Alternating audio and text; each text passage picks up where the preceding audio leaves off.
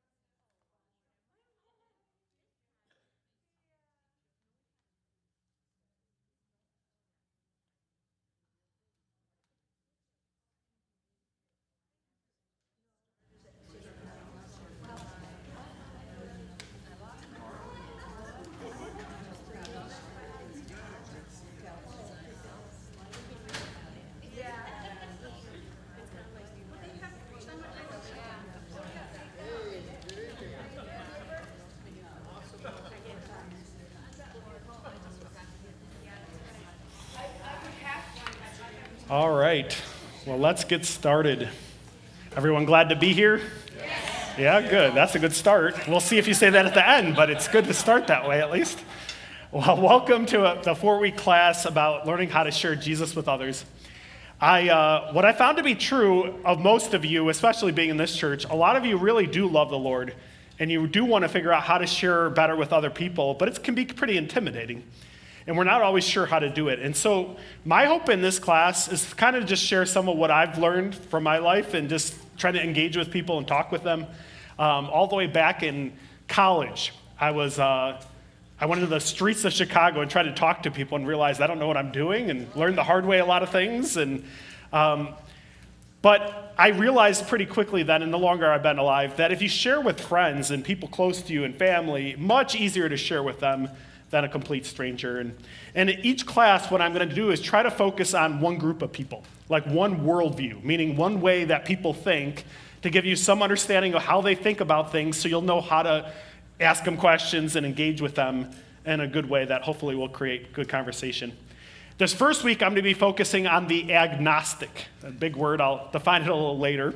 What I wish I had known about sharing Jesus with others, though, is it isn't as hard as you think.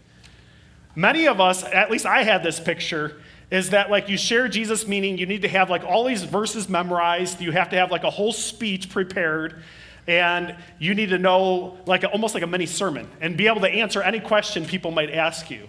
If that's the standard, very few, in fact, don't have me share either. It's very hard to feel like you're going to be that prepared, and I think because of that, a lot of us feel like, well, we can't share our faith very well because they might ask questions or do things that we're not sure about. In this class, one of the main things I'm going to encourage you to learn to do is ask questions. How many of you here are afraid to ask a question? Raise your hand. Few of you, yeah. It's still hard to even ask a question of somebody, but I find it's way easier to ask somebody a question than to make a statement.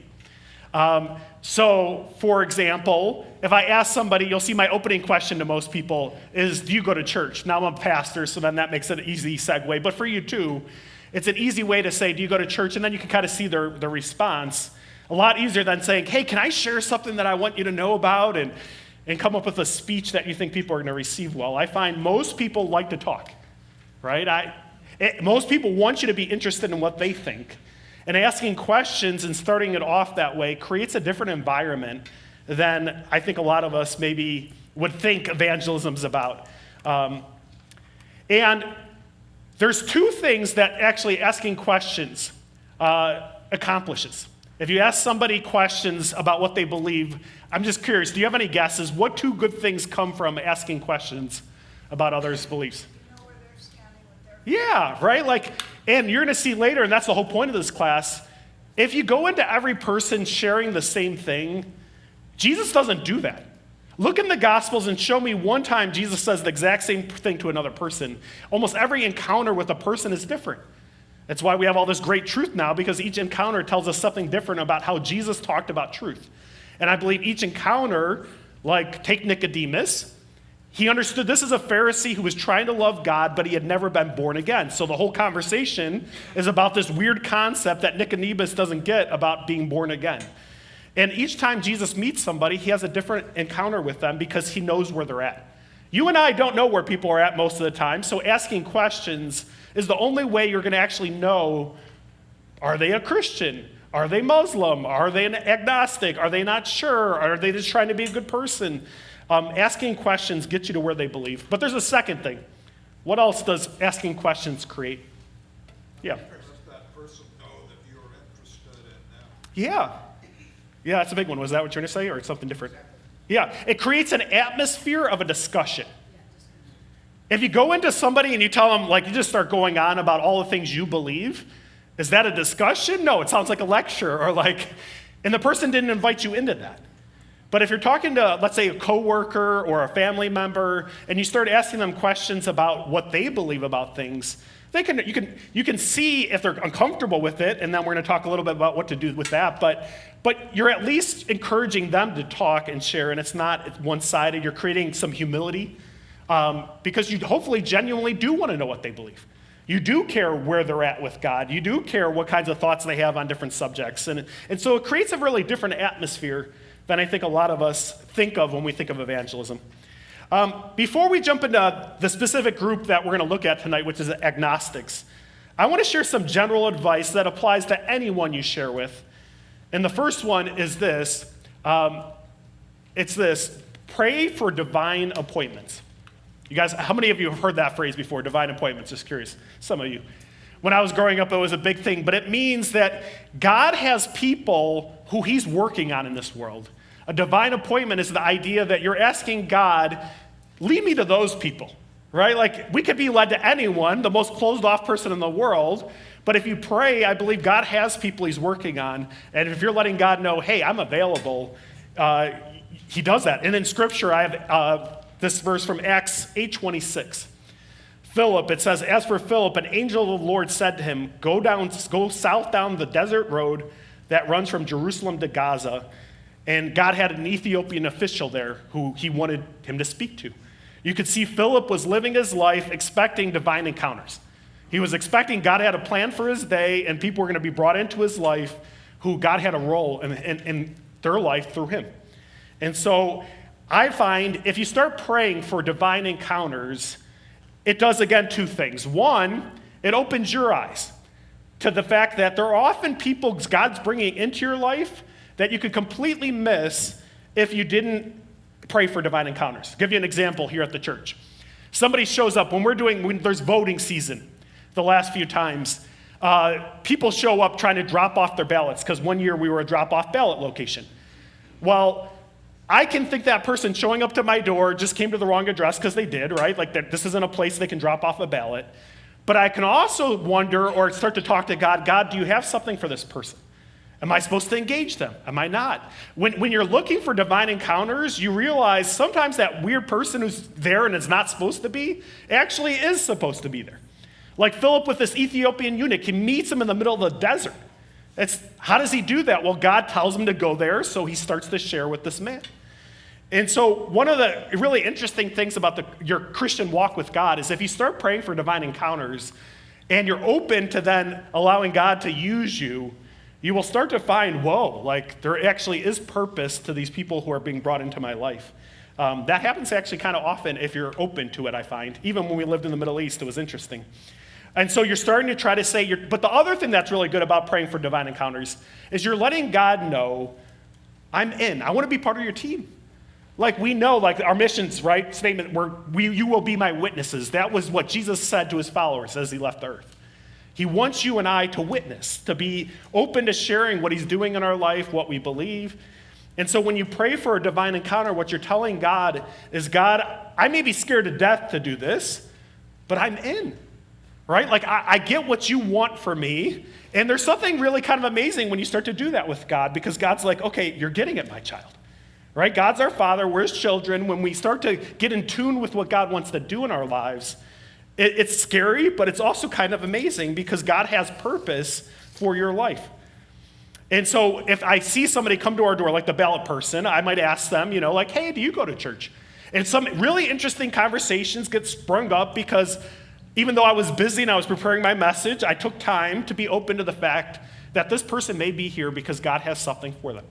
And some people show up to this church now because people engage with them, even though they maybe showed up because they were here to vote or do something else. And so be open to the fact that praying for divine encounters, that God may have people he's going to bring into your life because he has a role he wants you to have in their day. When I look back at like my time in the Middle East, many of you know I was a missionary for 11 years in the Middle East. But there are two guys, if you would ask me like, what am I most proud of or what like do I feel best about? Two guys, a guy named Khalil and a guy named Ramadan, who both came to Christ through our ministry, who I both baptized and discipled and spent countless hours on and saw them just transform into the men they are today.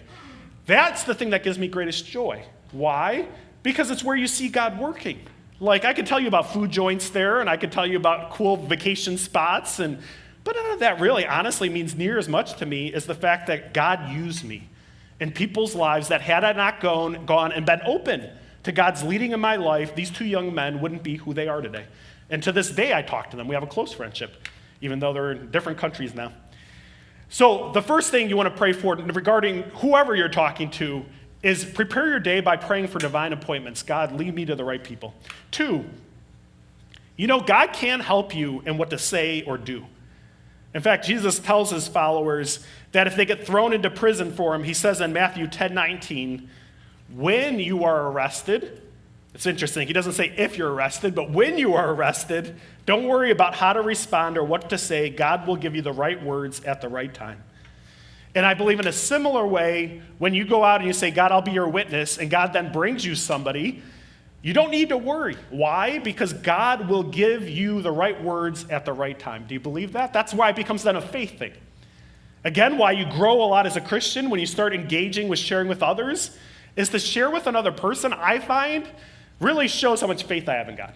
Because it's hard, right? Like it's really easy to go home, eat my dinner, and watch TV. It's much harder to be in the grocery store and feel like, well, God maybe wants me to say something to this person. Or to a coworker or somebody I know well, like, hey, God says, hey, why don't you talk to them about what you believe?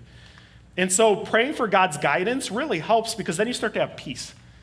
And you start to realize sometimes something comes into your head that you're like, no, I shouldn't say that. But when you say it, it's perfect. Really is perfect. I was at this church. A drunk guy comes into the church. I thought I knew his name. And I was talking to him, but I used the name that just came to my head. And apparently was his true name, but he had been lying to us about who he was. How does that happen? Well, God leads you in what to say or do. And the guy started crying. Why? Because who else could do that? There are divine encounters. There are times when if you start to pray, hey, God, I know you have people for me, and I know you're going to lead me what to say. Some of your best stories in life come from those moments. And God loves it because he wants you to understand you need him. Right? Like so much of our lives, we don't feel like we need them because you could probably make your dinner at night on your own. You could probably figure out how to raise your kids somewhat. But what you can't do is figure out what does this person spiritually need without the Spirit of God helping you in that. And so I find saying a quick prayer when somebody shows up and saying, God, help me. I don't know what to say. Is there something you want me to do?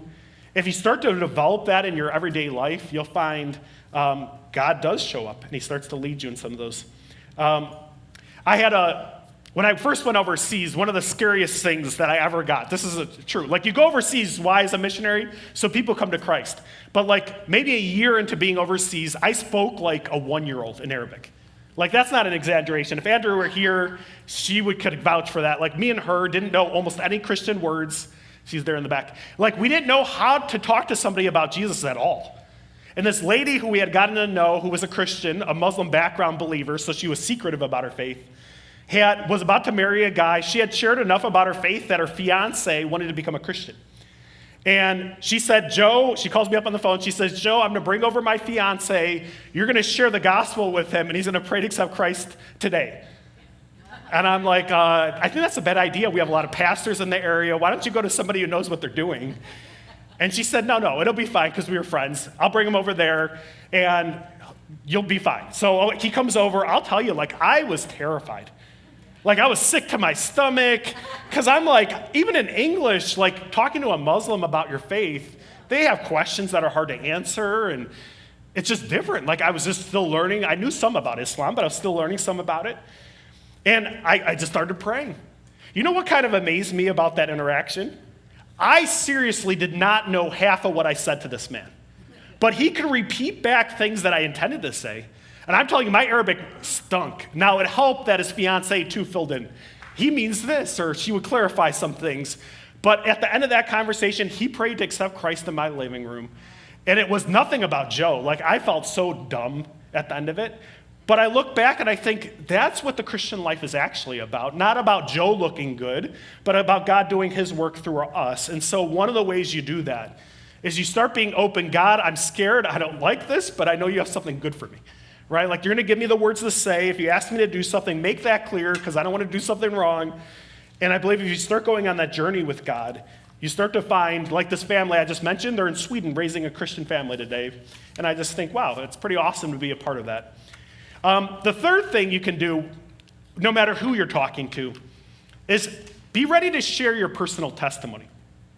Over these 4 weeks, we're going to look at different belief systems and different ways to understand where people are coming from.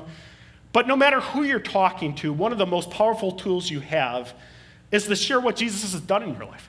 When I say your personal testimony, I don't mean like from the day you were born till today, like everything God's done. I mean having things specific that God has done in your life that are meaningful to you and being ready to share some of those. So for example, if you are a worrier, right? You come to Christ and you've really worked on your worry because you're now praying and you give things to the Lord. If your coworker is at work saying, oh, I'm so stressed, I can't sleep well at night, I don't know what to do, it's a perfect opportunity for you to share a testimony, right? I used to really be like that. I remember how bad it was that I couldn't sleep at night.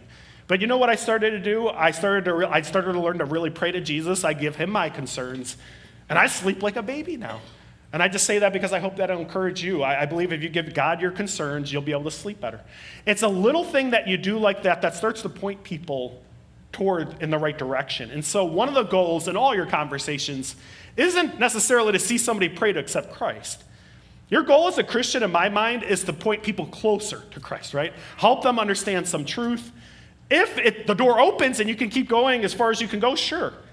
But to be sensitive, like in a lot of encounters, Paul was in cities for months sharing the gospel before people respond. Most people don't respond to the gospel the first time they hear it. They need time. They need to know you. They need to understand it better. And so a lot of times what your job is actually just helping them understand a little more of what your faith is all about.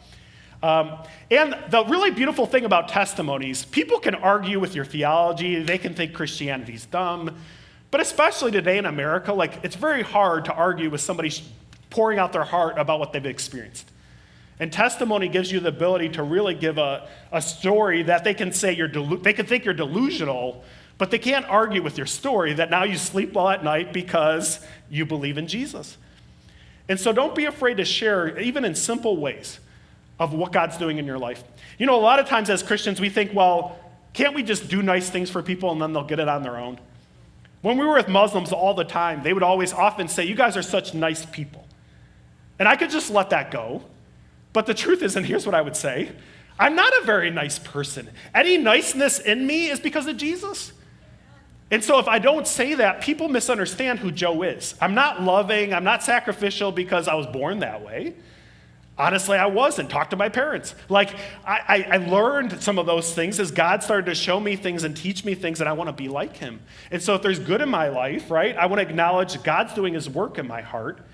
And if you don't say that, if you don't give a testimony to God about what he's doing, people assume the wrong things, right? They assume you just did it on your own. I wish more people in the Middle East were like you. Well, I wasn't born this way. You see what I'm saying? And so that's where I think personal testimony becomes really powerful.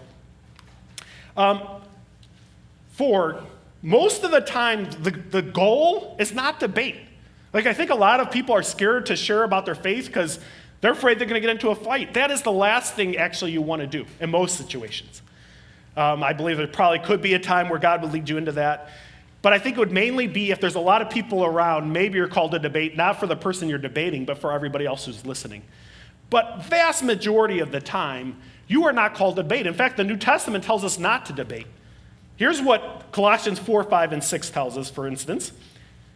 Paul writes, "Live wisely among those who are not believers and make the most of every opportunity. Let your conversation be," listen to this, "gracious and attractive, so that you will have the right response for everyone." What kind of conversation is gracious and attractive? I don't think it's like a religious debate, right? That's not going to be real gracious to the person or attractive to most people who believe different than you.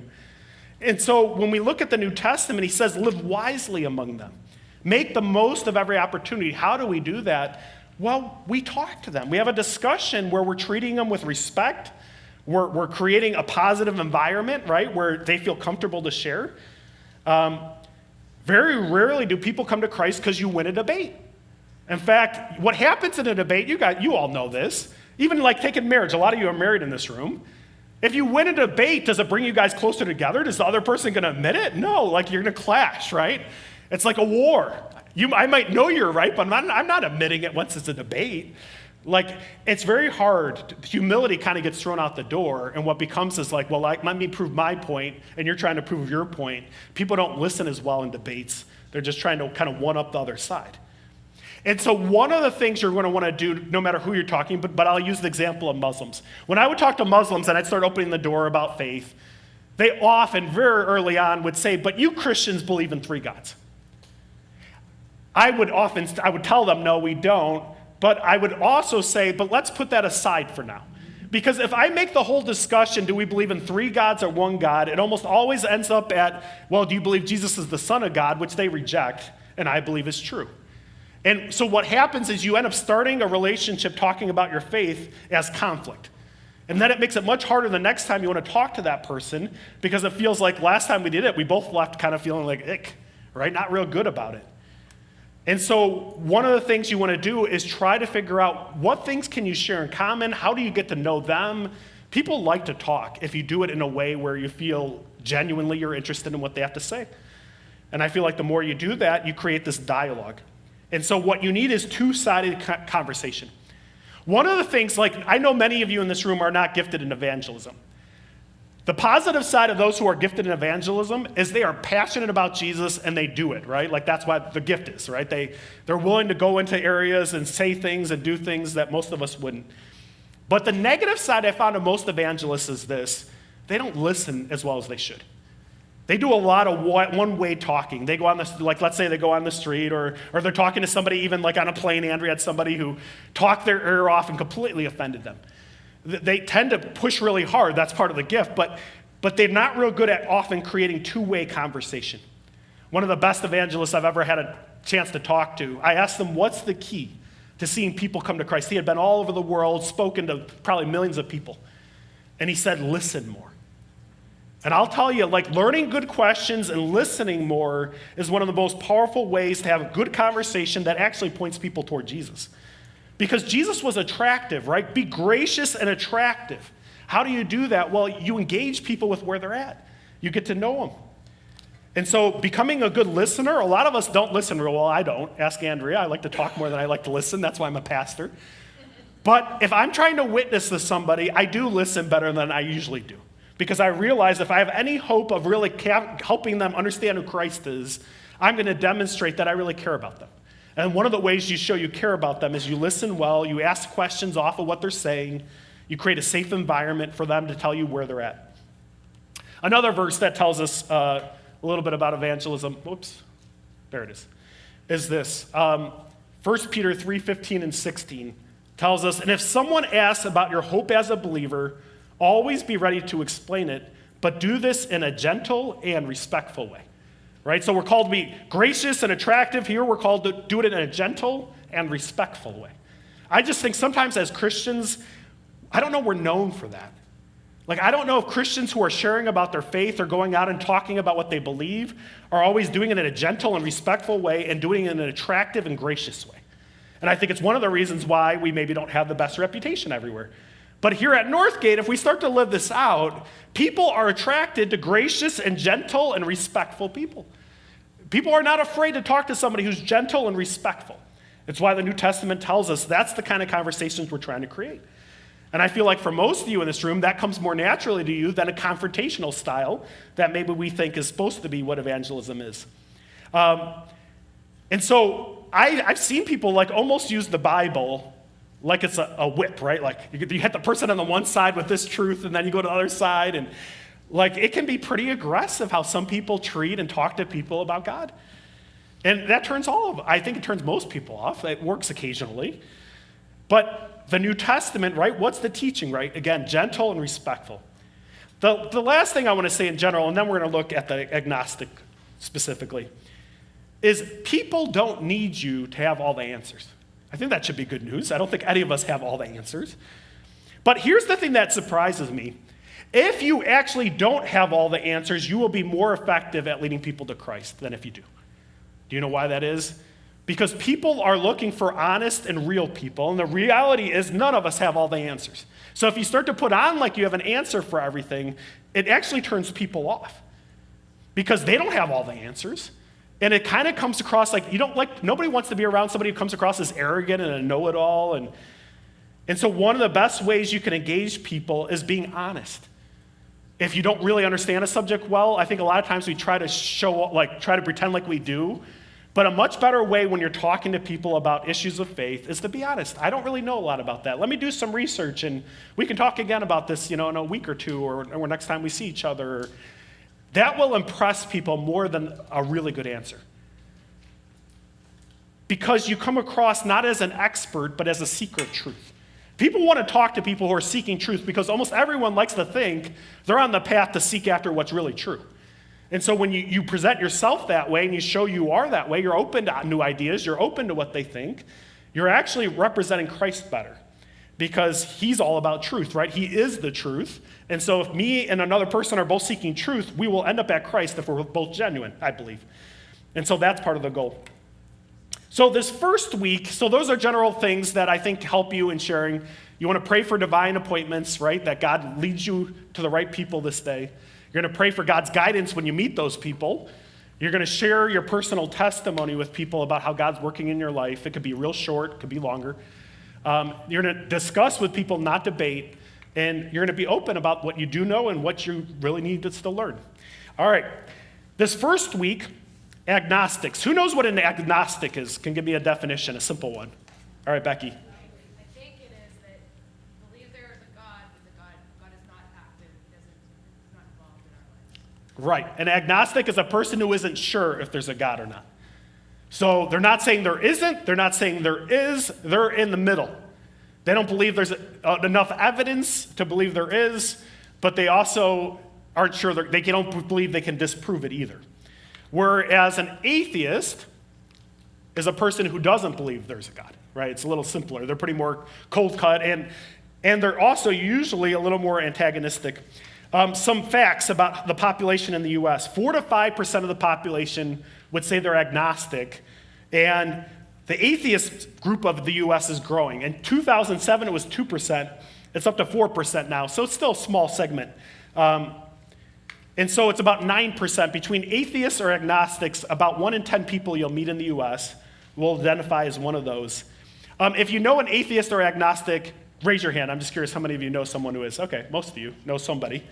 The point why I'm going over this group first is not because it's the biggest group. It's because it's the hardest group. And I thought, well, let's start with the harder ones, and then we'll go a little bit easier next week and the bigger groups, like people who think they're good people or some of those groups, and how to engage them. And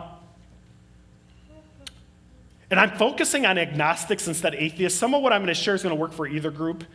But agnostics, in my experience, tend to be much more open than an atheist. An atheist has kind of decided, and usually almost arrogantly or very confidently, like there is no God.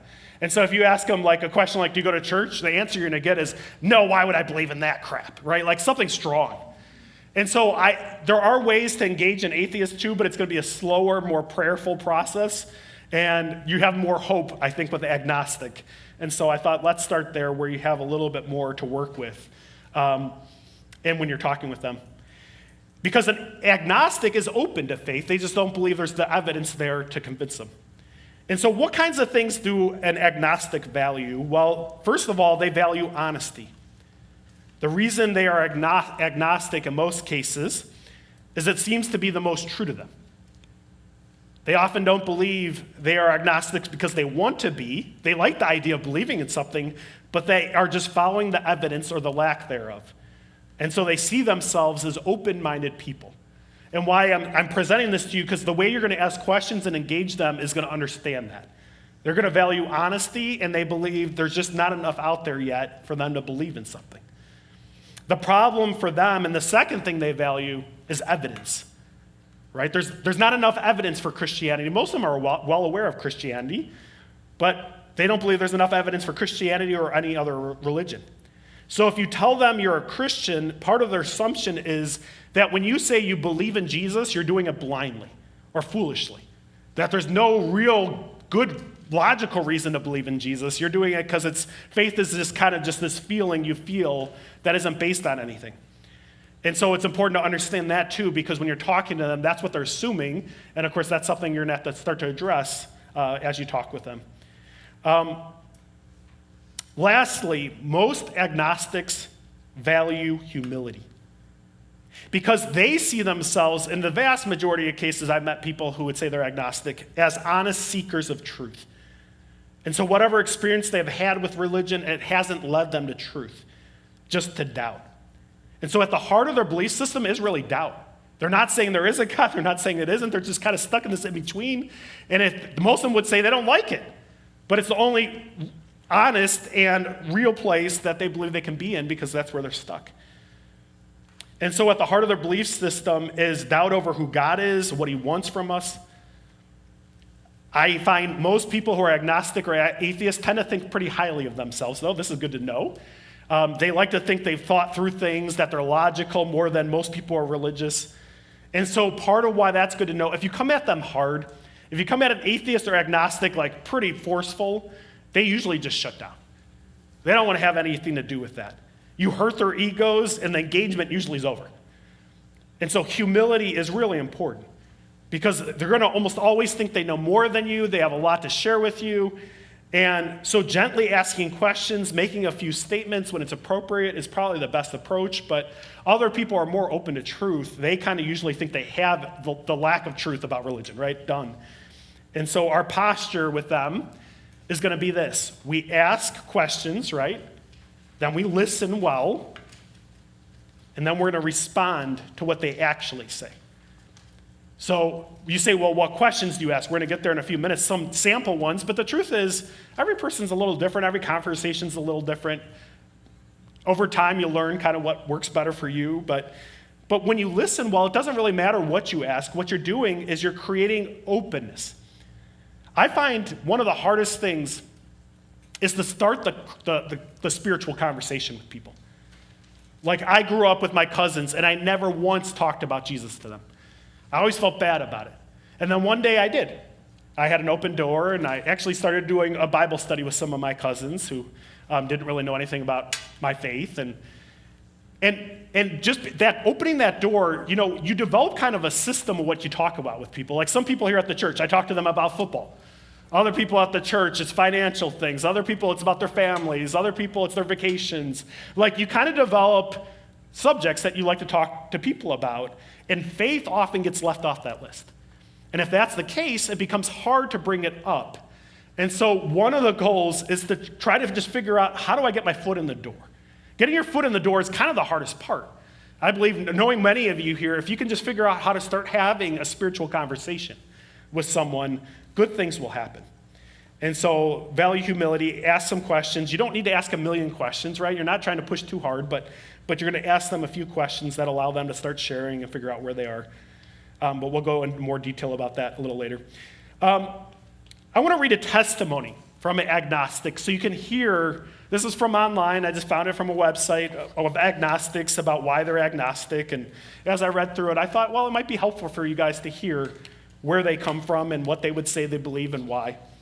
And you can be thinking about this question because I'm going to ask it at the end. What stands out to you about what this woman shared about her being an agnostic? So what things kind of maybe surprised you or were good to know? She says, I am agnostic because I have found many reasons not to turn what I do not know into something I say I know for sure. My choice to be agnostic is not about being comfortable. It's about facing the fact that we do not know everything. We have to face that we may not have all the answers.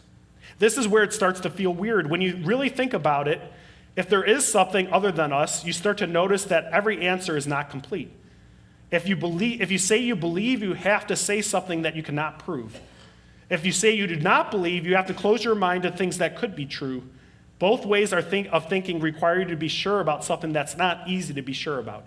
So I'm in the middle. Not because I do not know what to think, but because both ways of thinking seem simple. If we look at history, we see people have always tried to make sense of things they do not understand. People have made up ideas about what is real and what is not. Different people have looked at the world and come up with different ideas about what it all means. If we really could know for sure about God, then why do people think different things about it? Being agnostic does not mean I try to escape from not knowing. It means I live with it. Even science, which some people think gives us all the answers, really just shows us how much we do not know. What we think is true today may not be true tomorrow. This does not make science weak. It just shows us that we're all still learning. All right, so what stands out to you about what this woman shared about being an agnostic? All right, Paul. Inability to have faith in any circumstance.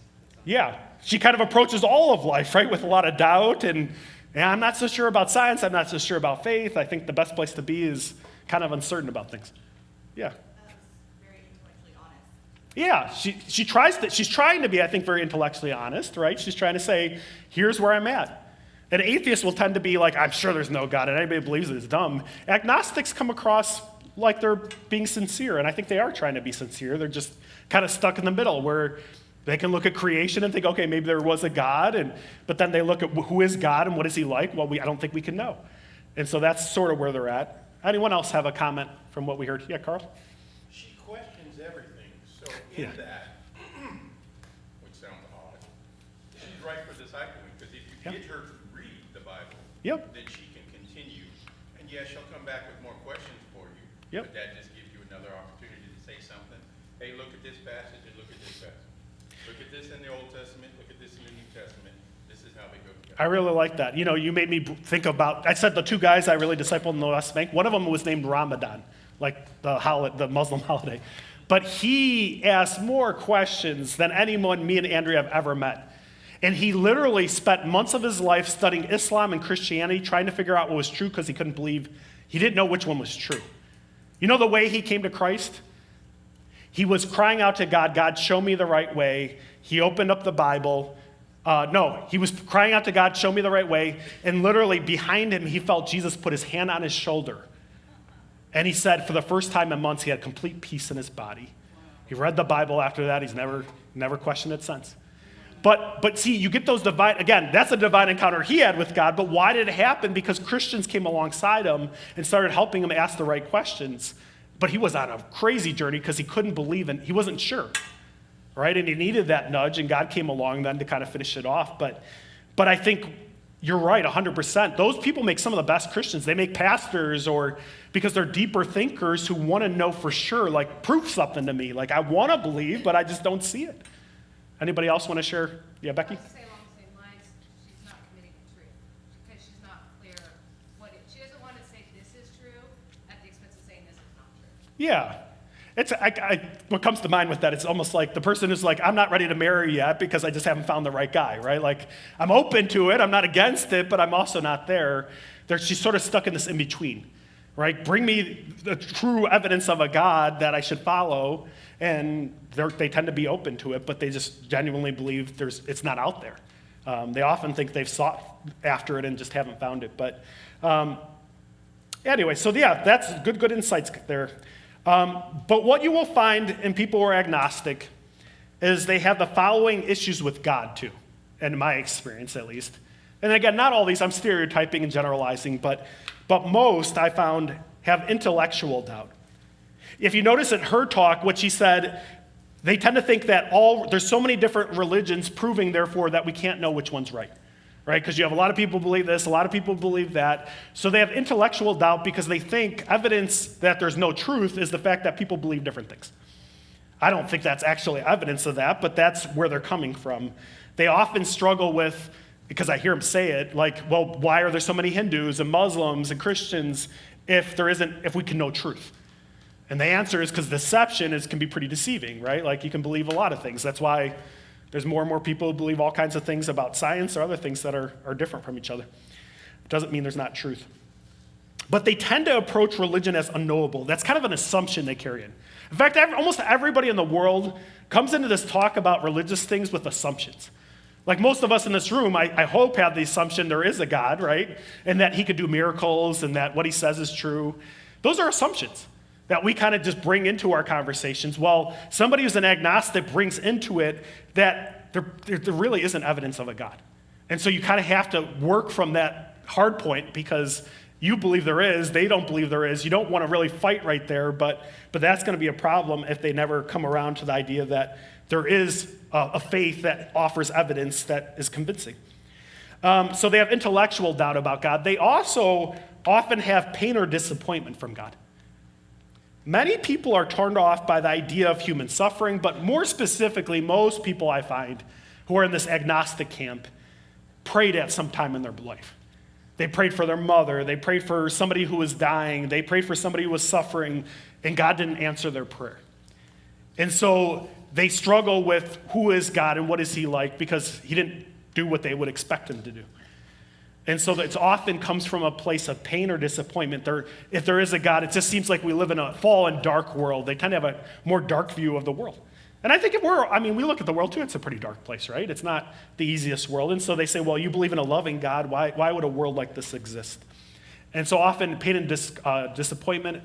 They also often are indifferent about God.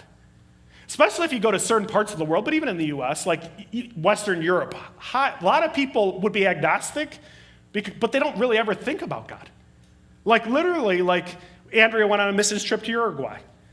Most people, if you'd ask them, like, what do you think about God? Oh, I never thought about God.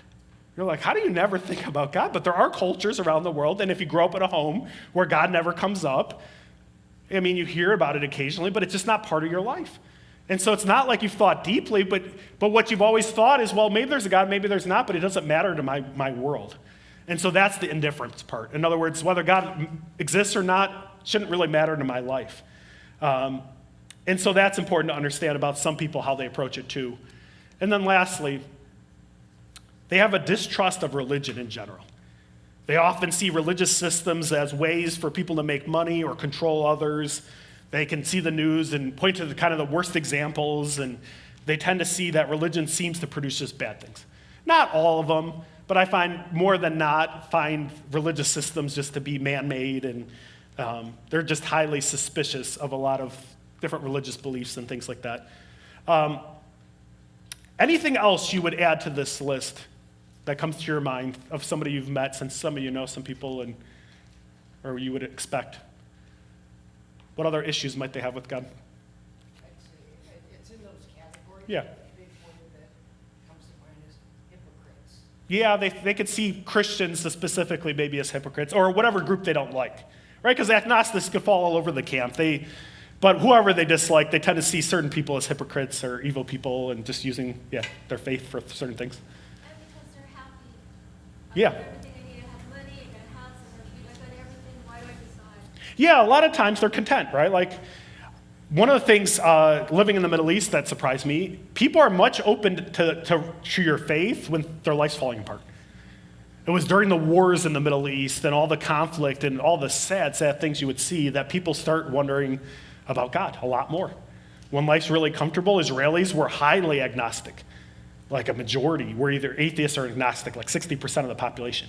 But when war happens and suffering happens, people naturally start to wonder about God, about life, about, why is this happening, and a lot of those things. And so you're right, though, that a lot of times what keeps people in these camps is their life is going pretty smoothly, though everyone's life is pretty rocky, but generally they feel like it's pretty good. I think of Yeah. a friend of mine who did have pain or disappointment. Their mother died of cancer, and that affected them. Yeah. They had distrust of religion. They worked servicing equipment in churches. Yeah. Saw a bad side of churches. Yep. But they used both of those things as an excuse to be selfish about how they want to live their own life. I think that you're right. That's probably a big part of it too. But people, I don't know if they're always self-aware of that. Like they want to live life on their terms. And being agnostic or an atheist kind of allows you to say, I'm all there is, so I'm going to follow my own moral compass and do life the way I think makes sense and treat people the way I think makes sense. And there's no authority then in some sense over them. That's true. But I think then they look at reasons why. Some of these they'll use, right? Sometimes they're being honest about it. Sometimes they're not. As you talk to them, I think that's where you just need some discernment, like what's the real issue? Because sometimes people will say things that's not the real issue. If they really trust you, they'll start to open up more. It's often deeper issues about what either they're mad at God or they're just not sure about God or somebody hurt them in their past who believed in God. Those kinds of things make it hard. So the next thing I want to kind of go over is clarifying questions. So how do you start these conversations, right? I said you start with questions. I want to try to give you some ways to start to engage people where they're at and then figure out how do you start having these conversations. Since it's the first week, we have to know how do we even begin a conversation talking about our faith. I said earlier, and I do, I think my go-to question is, do you attend church? Right? That's not a really scary question for most people. Maybe it would be, but I do read their body language. So I ask somebody, do you attend church? And you can see if you're paying attention. Occasionally people will like recoil, right? Like you can tell like they don't like that question, which instantly starts to give you information, right? You're trying to be a good listener and be sensitive to what is God telling you is going on here. And so even a question like, do you attend church? It's not just about their answer. It's you're trying to read the room, right? You're trying to read like what's happening here. Most people will either say, right, they'll say, yes, I do, but not very often, or no, I don't really attend church, but I should. But if they're agnostic or an atheist, they usually will just tell you what they believe in some way, like, no, I don't believe in that kind of thing, or that, no, I don't go to church. And so if they answer pretty quickly or pretty negatively, they're probably less inclined to faith in God. If they believe in a different religion, they'll usually tell you that too. So if they're shutting it down pretty quick, it usually means they're not so sure about God. And the goal with these conversations isn't to torture people. Meaning, if this person's making it very clear to you they don't want you pursuing this line of conversation, maybe just start there. What I would say back to that, though, because I want them to know why I'm asking, is even when I wasn't a pastor, I would tell people, I asked that just because I really love my church, and I was just curious if that's a part of your life. You know, like you're making it natural, so then the person calms down. Like, you're not trying to impose your beliefs into them, you're just sharing something that's important to you. So I start there usually and see their reaction. If they seem open, then I might ask them, do you believe in God? Most people, again, will probably say yes, because most Americans believe in some concept of God. Most people you're going to find in the U.S. will tend to be like, yeah, I believe in God, and so I try to be a good person, and occasionally I go to church or something like that. And we're going to look at next week how to address people who answer that way. So I'll wait till then. But if they say I'm not sure there's a God, then they're agnostic. If they're really hostile, like all of you Christians are hypocrites, or they tend not to do that if you know them. But if you sense like they're really not comfortable and there's a lot of animosity toward the conversation, there's a good chance they're going to fall into one of these camps of being either believing God's a waste of time for whatever reason. And so again, if you start to feel that with agnostic, you got to kind of go slow depending on who you're talking to. If you're talking to the agnostic, you might just say, hey, do you go to church? I really love my church. Then stop if you feel like you're making them uncomfortable. Because if you keep pursuing it, what happens is they just shut down and like they're going to start to avoid you potentially because you're the person who's just trying to, in their mind, force your religion on them. Like the goal again of this is what? You want to have discussion. You want to create a safe environment where you're able to share what you believe and they're able to share where they're at and you're hopefully help them to point them in the right direction. And so that's that. If they're agnostic and the conversation's going really well, you might ask them something like, what led you to feel uncertain about God? If you ask that genuinely and they know you care about them, that's why, again, too, a friendship and a relationship's important.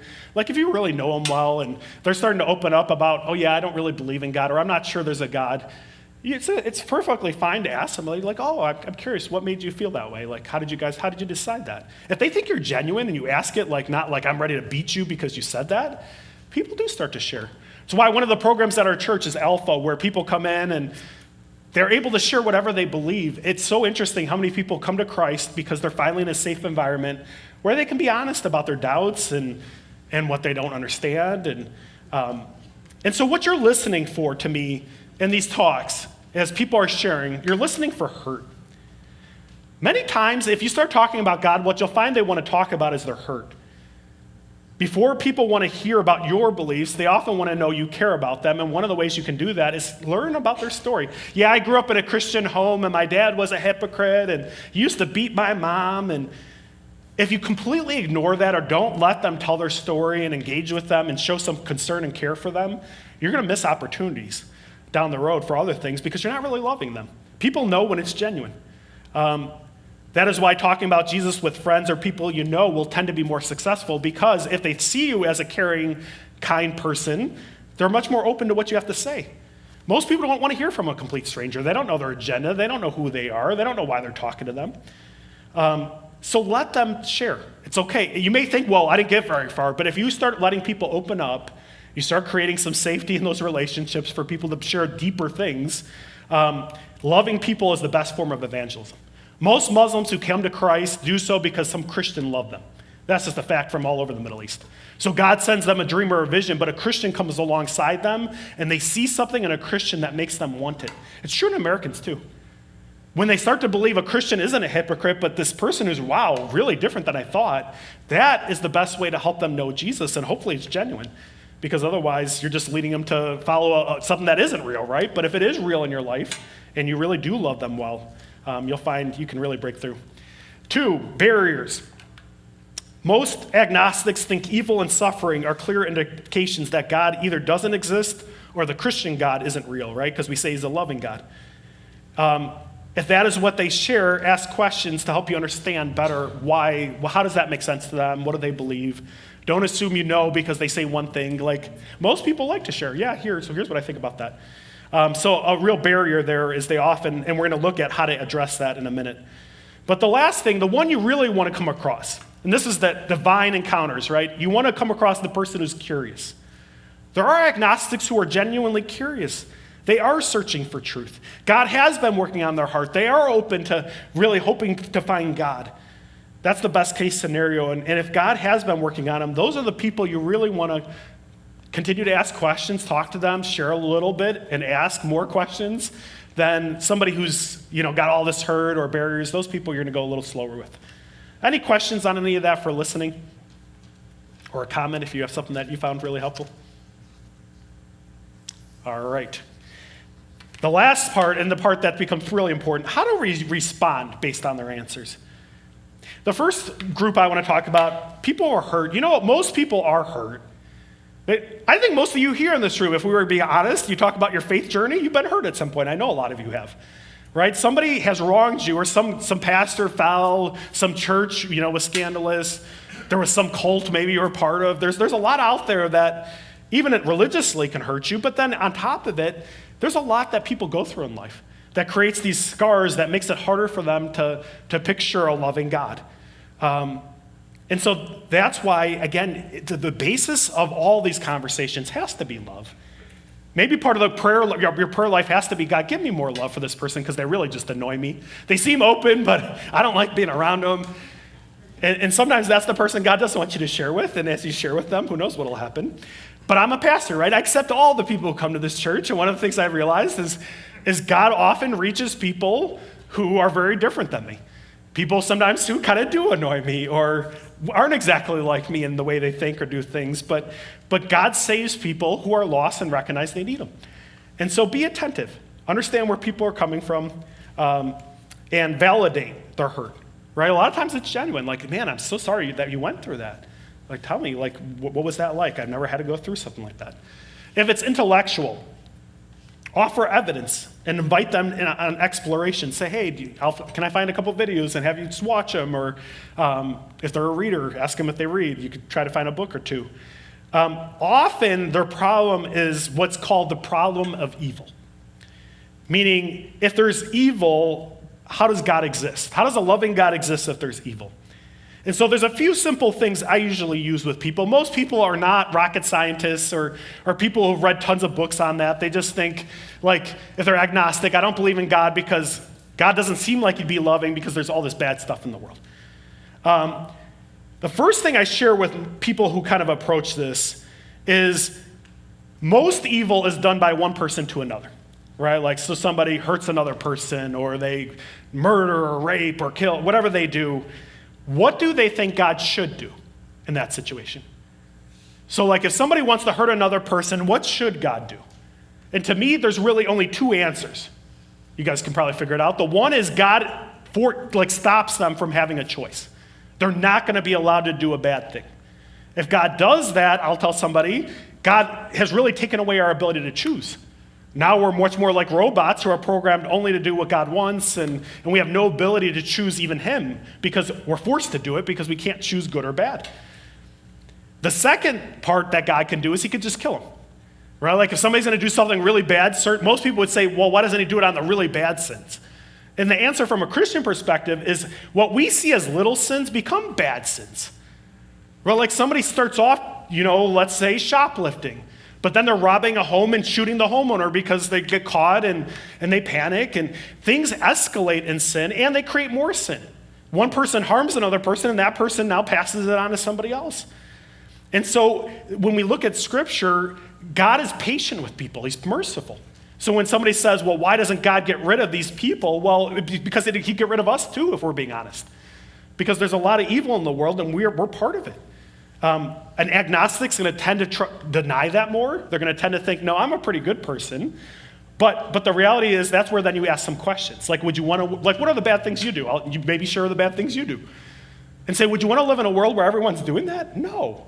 So, like, why isn't God taking away that choice? Because that'd be still not a really great world. And so that's with human-to-human evil. The harder one is, why does God allow things like death and disease and cancer and all these things that go on in the world that often God has direct control over? And the answer is, again, it goes back to human freedom. In the Garden of Eden, I will tell people this, like in the Garden of Eden, God had told Adam and Eve, if you eat from this tree, the one forbidden tree, what will happen? Who knows the answer? You will die. It wasn't a question. It wasn't a maybe. It was God saying this is going to happen. And so what you see in the Bible is God gives us choice. You can choose good or bad, but with the bad, there are always consequences, and often those consequences affect all of us. The world is now fallen. People die. There's cancer. There's death. And it entered with sin. And so God's plan for the earth wasn't for it to be the way it is now, but he allows choice, and choice has allowed the world to really become what it is. And so we die. Honestly, as a Christian, I wouldn't share this with an agnostic, but it's a gift because we get to get out of this crazy fallen world, and we're going to get to go to a perfect, harmonious, peaceful, joyful, loving world where our defects are gone. But to somebody who's agnostic, the point is part of the reason we have freedom. Today, you could go out and do something really dumb, and God doesn't strike you down, but there's consequences on all of us because God is a just God. And so while God allows sin, it doesn't mean he's okay with it. And so disease and all these things we see are part of the consequences of our choices. So that's what I do with that. Any questions about that? I know that's a quick one. There's whole books on this. There's a lot more you could say, but that's the simple approach I usually bring to people if they are asking, like, why does somebody at church, even this week, it was asking me that. And I kind of go over some of those thoughts to try to help them. Yeah. I do have those thoughts, especially when you see the news when it involves kids, Yeah. babies, and some mother, and I don't question God because I believe, who am I? Yeah. But I'm like, okay, that little baby or that little new went right to heaven, right? Well, why the suffering? Yeah, and I think that's where, again, this is where humility comes into me. Like, if they're going to bring up, like, the 3-year-old, especially if it's something that they knew, like I lost my baby when it was 2, or I had a miscarriage, and it's something very personal. Even if I had the answer, it wouldn't be helpful, and that's what I've learned about God. God doesn't give us the answer to all our questions because I think even if we had it, it wouldn't make full sense to us because God's smarter than us. And so why does some of these things happen? The answer is, well, God knows, and I trust him, but obviously that's not going to be helpful to an agnostic. So the answer I'll give somebody like that is I don't have an answer that I can really give them. Like, I don't know. Like there's a lot of really hard things that you're like, yeah, God, if I were you, I probably wouldn't have done it that way, but I'm not God. And I think part of what I would share with somebody about my faith is I know, having studied who God is and talked with him and lived life with him, that he's a good God and he's a loving God, but it doesn't mean I can explain everything that happens in the world, nor am I supposed to. And so I think that's kind of the approach I have. So you can give, I could theologically give answers to somebody, but it's not going to help the person who's hurting. And it doesn't feel fair always. And so that's part of why, to me, again, you're not trying to, like that person feels it's not fair. Well, I agree with them. There's a degree where from a human perspective, what they're feeling is valid. Now, are the theological reasons, meaning reasons from God why he does it? Yeah, and I could look at scripture and give them some of those, but that's going to tend not to be as good of an answer as just being compassionate and saying, yeah, there are things that I don't know we really fully understand. But like I do know generally there's evil and there's sin in the world and there's all these bad things happen because as we've chosen a bad path, now the world is not the way God made it initially. He made it a paradise. And so I think that's more helpful than trying to always answer in philosophical terms all the answers that you could give. But that's my thought. I mean, you could disagree, but I just think that's kind of how I approach it. Anyone else on that before we move on? All right. If they're indifferent, there we go. Oh, I had slides there. Oh, well.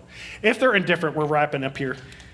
Share your personal testimony. But here's the thing. Don't share your 30-minute version. Some of you love to talk, right? Like the key to sharing well is share brief. Like figure out who it is. If it's your best friend, they just open up their whole heart and their life to you. Sharing a little longer version makes sense. But if it's a coworker, you're on a break, you're looking for like the 2-minute version.